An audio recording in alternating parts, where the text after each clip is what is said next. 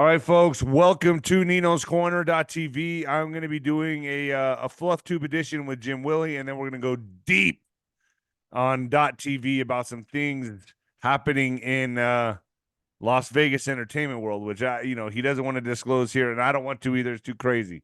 But folks, Jim Willie is going to be talking about the economy, our national situation, what's going to happen, where are we going in November. He has his intel and his outlook on his perspective on what's going to be happening. But first, folks, get your morning kick with Chuck Norris. Have you ever wondered what happened to the legendary Chuck Norris? Well, I have. I recently saw a video he made, and I was shocked. He's in his 80s and still kicking butt and working out and staying active. What's even more shocking is he's stronger, can work out longer, and even has plenty of energy left over for his grandkids. He did this by just making one change. He says he still feels like he's in his 50s. His wife even started doing this one thing too, and she's never felt better. She says she feels 10 years younger, her body looks leaner, and she has energy all day long. Chuck made a special video that explains everything. Make sure you watch it by going to chuckdefense.com/Nino or by clicking in the link below the video. It will change the way you think about your health. Once again, chuckdefense.com/Nino and click on the link in the description below to watch the video now. You won't believe how simple it really is. Just a reminder, though, folks, the legendary Chuck Norris is a whopping 81 years old and has yet more energy than me. I'm supposed to say that. Has more energy than me. He discovered he could create dramatic changes to his health simply focusing on three things that sabotage our body as we age. Watch his method by just clicking on the link below, folks, and get started. chuckdefense.com/Nino. Oh, man, did you ever used to watch Chuck Norris, Jim? Oh, many times. I liked his action movies 30 years ago. His Texas TV series was kind of cheesy. Walker, Texas Ranger. Yeah, I didn't like that, but I liked his old stuff. That was long running, though. I actually used to watch a few episodes. I know. It's because he's got so much charisma. You know, this is really funny, Nino, because 2 days ago, I clicked on a Chuck Norris video.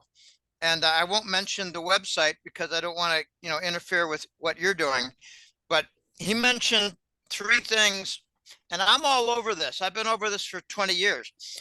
Gut health with good bacteria, lack of nutrients he addresses with superfoods like barley, kale, alfalfa, etc. And he addresses the rapid aging, and he has some very interesting, it sounds like it's from India, the country of India. Some anti-aging, and I'm thinking about buying what he's selling, and it's not the same website. The guy's still hitting a heavy bag. I could say. I thought I wrote a message to a friend of mine. I said he looks 65. Yeah, I mean it's all about anti-aging. That's and I'm getting started on it right now in my 40s. Well, anyway, Jim, let's get started. Okay. I don't even know where to begin. So the economy to me seems like it's garbage. Everyone else agrees. What's happening to the dollar? I've heard that it was June 9th was the end of the petrodollar. Is that rumor? Is that fact?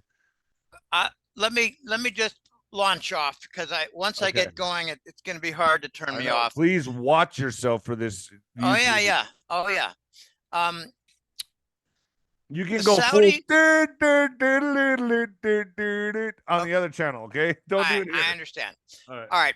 It was in early to mid 2023, last year, that the Saudis made a deal with China to accept for oil payments the Chinese yuan. I marked that as the end of the petrodollar in my book. Because I don't care about formality. I care about actual events and function. And what happened was the UAE followed suit. They started accepting yuan for oil and gas payments, and then the entire Persian Gulf did. And before that, the Iranians had already for 5 years take in Chinese yuan. And then something happened later in 2023 that confirmed it. In my book, OPEC then adopted the Chinese yuan for Nigeria, Indonesia, and Venezuela, 3 important producers. So in my book, the petrodollar had an end in its function a year ago. The Saudis made it formal.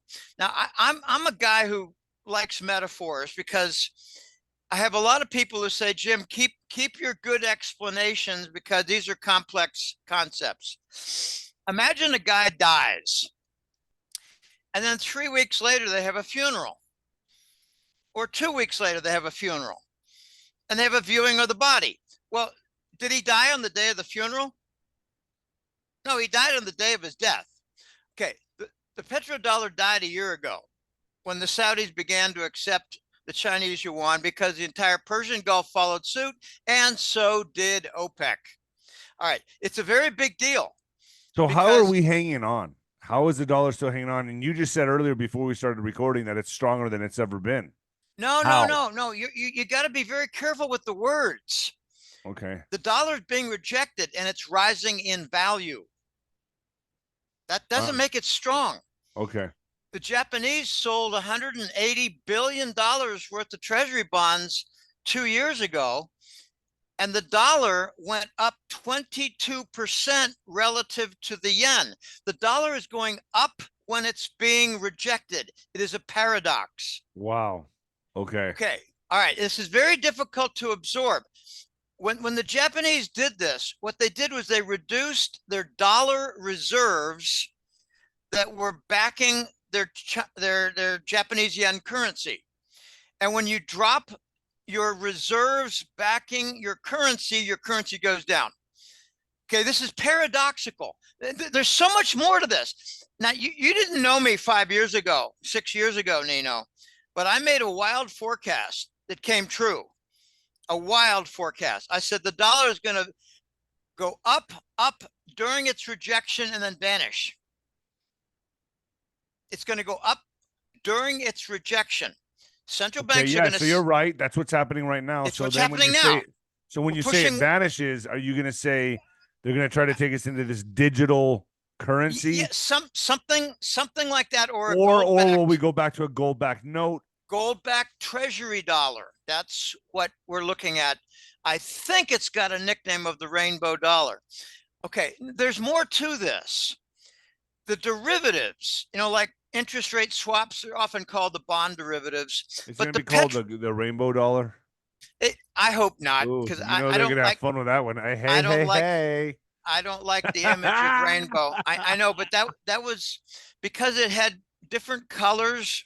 Like the 5, 10, 20, 50, 100, they all had different colors. They're gonna be very happy about that one. Let's not get caught up with the rainbow. Okay, Nino, there's a very big phenomenon. When the bank derivatives get liquidated, they need more dollars to liquidate. So the dollar goes up again when it's being rejected. The derivative contracts require dollars. There's more. Emerging market nations are in trouble because we're raising interest rates. Well, their debt is dollar denominated. So their debt is getting more painful. Think of like a debt for Pakistan or Sri Lanka, okay? Not exactly third world, but on the edge of third world. Their debt is in the dollar. To pay it off, they need to get some dollars. So more dollar demand. So it's treasury bond rejection, it's derivative liquidation, and it's emerging market debt satisfaction. For all these reasons, the dollar goes up. Now, I told people 2, 3, 4, 5 years ago, let me know when the dollar goes down because I think you're dreaming. Now, you look at the dollar index, it's pushing 105. That's the upper edge. It's not dropping. And there's so much more to this. And we can talk more later, but let me just say that if the dollar goes down with respect to the dollar index, that means the euro is going up. What is strong about the European economy? Nothing, exactly nothing. Exactly nothing. I mean, nothing, negative nothing. Okay, horrible situation. So the dollar can't go up relative, I'm sorry, cannot go down relative to the euro. All right, we've got a lot of unsettled issues in the United States economy. We've got inflation being understated. We've got joblessness being understated. We've got even crime statistics being understated. We've got foreign they're ganging up in the BRICS against the United States. In late May, I believe it was, no, gosh, I don't remember exactly. I think St. Petersburg was the second week of June. The SPIEF, St. Petersburg International Economic Forum, which has displaced the Davos Forum. The Davos is for the banksters, and SPIEF, St. Petersburg, is for the BRICS and the Eastern nations, if you will. They had 90 billion or $70 billion worth of contracts with 23 countries. And they made a lot of progress with what was called the unit. Now, the unit is 40% gold and 30% each of the two currencies that are involved, like, say, Argentina and China with the grain deal. Okay, so the BRICS have now the architecture of something that they're working on and have actually tried out. They've experimented with it. They call it the unit. Remember months ago, they were talking about, well, the BRICS are going to do a gold token. Well, yeah. this is their compromise. It's not a gold token. It's a gold, it has a gold, what's the word? Component. It has a gold component of 40%. Okay, and there are lots and lots of questions that arise. What will be the digital vehicle? What will the crypto device be that they use? Because Shanghai has set up a blockchain channel, and Shanghai is going to be to the BRICS what New York and London are to the West. Man, oh man, I tell you, I've never in my life seen more confusion economically and with policy. There's debate about what's going on at the border. I'd rather not get into that for this segment. There's debate about what's going on with battleground states that have, let's just say, reverse course on the election 4 years ago. So it's the tremendous confusion. I've got some insider scoop on a Supreme Court case. We'll save that for the next segment. But basically, let me just be really does simple. it have to do with Brunson or no? A different case. It does? Okay. Yeah. So is it good or bad? It's good for us. It's okay, bad so man, so we could talk about that because I can't even talk about that. I know. That's why that's like hot. That's like they I know. do not... I didn't mention the name. You did. Okay, I didn't mention. Okay. Yeah, all right. All right. There is so much going on. Okay, let me just be very plain. I believe that we are not in a recession. I believe we're in a depression. Okay, they say, well, we're on the edge of a recession. Well, we're in a recession and it's a really bad one. Okay, they say we've got some inflation, but it's under control. It's not under control. So we got high inflation and we got a very bad recession. And you could make a very good argument that we're in an inflationary depression right now. Okay, as a result, that's what's so strange is that here in the same segment, we're saying the dollar is being rejected, yet the value is going up, and the paradox, but yet we're in a depression. It's just crazy. I know. I tell you, everything is quite confusing. And you know what makes it, the underlying factor that makes everything confusing regarding what you just said is that we have an unbacked dollar. The dollar is backed by the printing press, you know, our military, our good faith and word. Well, you know, all of those are in question right now. And the more that people are learning about the dollar and how it has zero value, it obviously loses confidence within the society and it starts dropping, correct? I mean, the more that people learn about this, that awaken to this, are like, man, it's just paper. It really starts losing value in public consciousness. Turn it around. It buys less. It buys less. And therefore it's losing value, but it's going up relative to the other countries of the world. And you know, I can't explain this component adequately because it's so difficult. We have nothing tangible backing the dollar. Therefore, all the other nations with a major forex currency, they have nothing tangible backing the yen, the euro, the pound.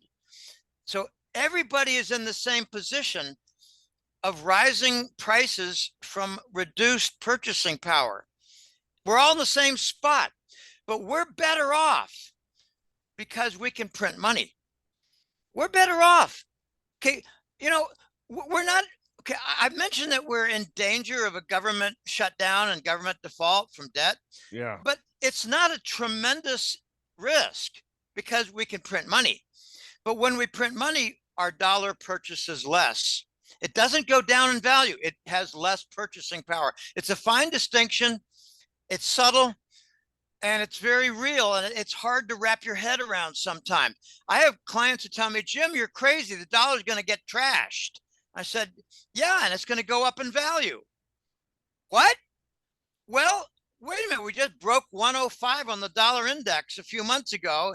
And on a repeated basis, we can't stop the dollar from going up in value while it's being rejected. This is messy, Nino. Yeah, you're going to really impress that microphone. Okay, we're going to see a lot of things resolved in the next few months because they have to be resolved As we go into November. Yes, and I think we're going to see some events before November. Events like a change of the guard. Something is going to happen. Yes. A change of the guard. I like to be vague. I got my metaphors, you know. I know how to describe things before, during, or after. Before, during, and after. Yes. Okay, so we're going to see it transpire okay. I think we're going to see events before, during, and after. Well, let's go to .tv to cover that. And then I also wanted to show the audience something else we're going to be covering, which I find fascinating because you have some intel on this. And it is right here. It's kind of celebrity news a little bit, but this man right here, what really happened to him? You know what I find really weird about this? Look at his pupils, man. Look at his pupils. I don't know. They're like slits, or it's just a reflection. I don't know. It's weird. That's the mugshot they're using on the internet. But you have some fascinating intel on this. Well, I've got some scoop. I wouldn't call it highly reliable scoop or intel. I would just call it really cool grapevine information. And on Miley Cyrus, right? Yeah, this is interesting because I think she is a absolute gorgeous beauty and talented. I actually liked her with that Montana. What was the name of that show? Something Montana. Hannah Montana. That's what she was Hannah like 12, Montana. Jim. What's wrong with you? I don't care. I don't care. I had little kids in the room and they were watching it, and I thought, wow, that is going to be a beautiful woman, and she's blossoming. I just thought she was extraordinarily talented. But, you know, let's just say, Miley, you had a big mouth. Wow. All right, let's get over there. Let's go talk about this. All right, folks, I'll see you over at .tv. Here we go.